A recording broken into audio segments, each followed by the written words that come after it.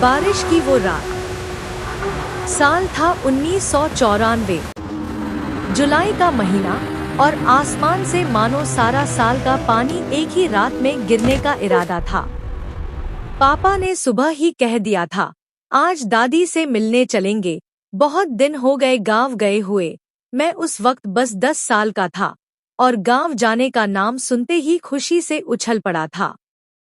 हमारी वो पुरानी सफेद एम्बेसडर, जिसे पापा जान से भी ज्यादा प्यार करते थे, शाम 5 बजे शहर से निकली। माँ पीछे बैठी थी, गोद में मेरी छोटी बहन को लिए, और मैं खिड़की से बाहर देख रहा था। खेत, पेड़, बिजली के खंभे, सब पीछे भागते जा रहे थे। रेडियो पर कोई पुराना गाना बज रहा था और गाड़ी में अचार और गरम पूड़ियों की खुशबू फैली हुई थी, जो माँ ने रास्ते के लिए बांधी थी। लेकिन जैसे जैसे शाम ढलती गई, बारिश तेज होती गई।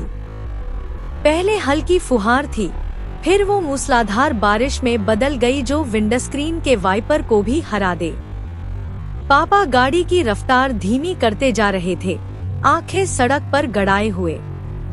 माँ बार बार पूछती, कितनी दूर है अभी, और पापा हर बार वही जवाब देते, बस पहुंचने वाले हैं। गांव से करीब 3 किलोमीटर पहले कच्ची सड़क शुरू हुई। बारिश ने उसे दलदल बना दिया था। और फिर वही हुआ जिसका डर था, गाड़ी के पिछले पहिए कीचड़ में धंस गए। पापा ने एक्सीलेटर दबाया, इंजन गरजा, पहिए घूमे, पर गाड़ी टस से मस नहीं हुई। बस कीचड़ के छींटे उड़ते रहे। बाहर घुप्पा अंधेरा था, न कोई मकान दिखे, न कोई इंसान, सिर्फ बारिश की आवाज और दूर कहीं मेंढकों की टरटर। पापा गाड़ी से उतरे, बारिश में भीगते हुए पहियों के नीचे झांका। उनकी सफेद कमीज पल भर में कीचड़ से सन गई। मैं खिड़की से देख रहा था और पहली बार मैंने अपने पापा को इतना बेबस देखा। वो हमेशा मजबूत लगते थे, हर मुश्किल का हल निकाल लेते थे। पर उस रात, उस अकेली सड़क पर, वो भी बस एक इंसान थे जो अपने परिवार को सुरक्षित पहुंचाना चाहता था। माँ ने खिड़की का शीशा नीचे किया और चिल्लाई, रहने दो, कोई मदद आ जाएगी। पर पापा नहीं माने। उन्होंने डिक्की से एक पुराना बोरा निकाला, उसे पहियों के नीचे बिछाया। फिर मुझसे कहा, बेटा, स्टीयरिंग थोड़ी देर के लिए संभाल, मैं पीछे से धक्का लगाता हूँ। 10 साल की उम्र में पहली बार स्टीयरिंग पर हाथ रखा था मैंने। दिल जोर जोर से धड़क रहा था। पापा और साथ में एक अनजान राहगीर, जो साइकिल से गुजर रहा था और रुक गया था मदद के लिए, दोनों पीछे से गाड़ी को धक्का देने लगे। बारिश उनके चेहरे पर बरस रही थी, कीचड़ उनके कपड़ों पर चढ़ गया था, पर वो हार नहीं मान रहे थे। एक्सीलेटर हल्का दबाना, ज्यादा नहीं, पापा चिल्लाए। मैंने कांपते हाथों से वैसा ही किया। पहिए घूमे, कीचड़ उछला, और फिर अचानक गाड़ी थोड़ी हिली। और जोर लगाओ, पापा चिल्लाए। तीनों ने मिलकर एक आखिरी धक्का लगाया और गाड़ी कीचड़ से बाहर निकल आई।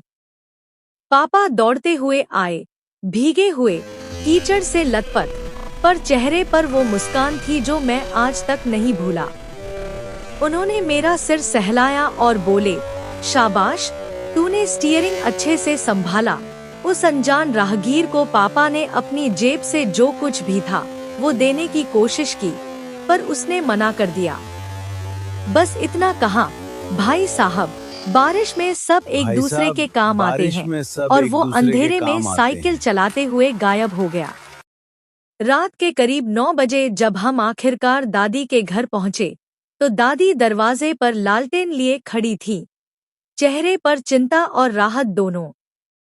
उन्होंने हम सबको गले लगाया, गर्म पानी से नहलाया और चूल्हे पर गर्मागर्म खिचड़ी बनाई। हम सब उस छोटे से कमरे में लालटेन की रोशनी में गीले कपड़े बदलकर बैठे थे। बाहर अब भी बारिश हो रही थी, पर अंदर एक अजीब सी गर्माहट थी।